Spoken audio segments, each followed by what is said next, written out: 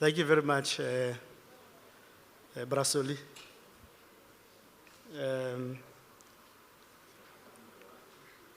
My brother Mhola.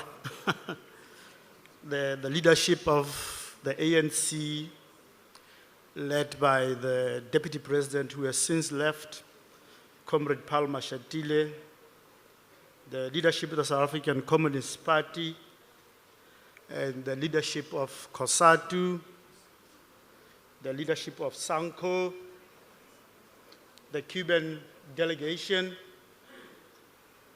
buenas tardes, compañeros. Esteemed delegates, it is my honor and privilege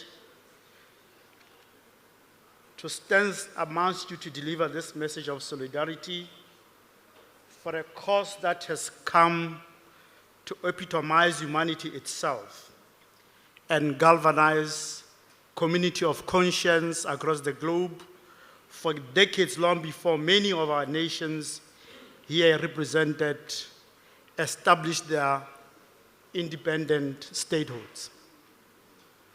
My own party, the Basotho National Party, founded in 1959, the same year as the triumph of the Cuban Revolution, which was almost strangled in its cradle by the most vicious onslaught of an inconsolable superpower and an ill-fitting pretender to leadership of the moral free world, where unbridled brutality was unleashed against the Cuban people merely for daring to want to live in dignity as an equal and at peace with other nations.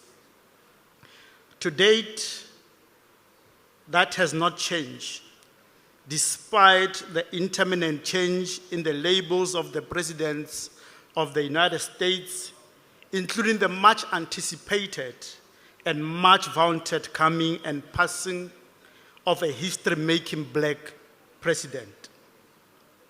Throughout the 20 years of my party's incumbency, since Lesotho's independence in 1966, our kingdom has maintained a proudly progressive foreign policy of solidarity with the oppressed, colonized and persecuted people and nations of the world. Respect for sovereign integrity of all peoples and peaceful multilateral resolution of disputes among our kingdom has never departed under all constitutional dispensations ever since then. Maintaining this principle stand right in the belly of the giant and fearsome apartheid monster in South Africa. We often attracted a charge of foolhardiness, which were bore with proverbial grin. Of course, we were neither dwitted nor made of any stiffer stuff than being inspired by the noble example of the people and leadership of the Republic of Cuba, from whom we learned a lot along the way, and with whom we maintained a long and lasting relations of mutual respect and brave upholding of common values of respect for dignity of men, women, and above everything else. As a country whose enjoyment of meaningful liberation, freedom, and national independence was inextricably linked with the end of apartheid in South Africa, we benefited mostly immediately from the extortions of the life and death, self-sacrificing Cuba solidarity in our part of the world.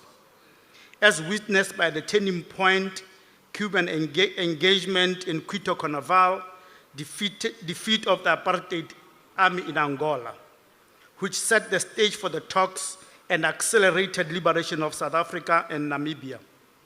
Symbolically, the latter was published on the 21st of March, also being a day we used to commemorate the Sharpeville massacre, now Human Rights Day in South Africa, with exiled and college comrades from Zimbabwe, Namibia, and South Africa, whom we used to host in the Mountain Kingdom. We also benefited from Cuba scholarships for medical students and other technical areas. And later, the fielding of globally famous Cuban specialist medical teams to assist post our national health system, which continue to date. Throughout the most inclement challenge and most cataclysmic challenges in the international environment, the Cuban people and their leadership have remained consistent in the lending of solidarity to other nations and people in true spirit of the social internationalism of which the Republic was founded. After the collapse of the Soviet Union and disappearance of socialist states on the world stage, or state socialism on the world stage, El Comandante, Fidel Castro, said in an interview after rendering that world-famous speech titled, "Socialism or Death." He said, I quote, "We never knew that one day history would bestow on us to be the last defenders of socialism. But we shall bear the responsibility with dignity and honor," unquote. For some time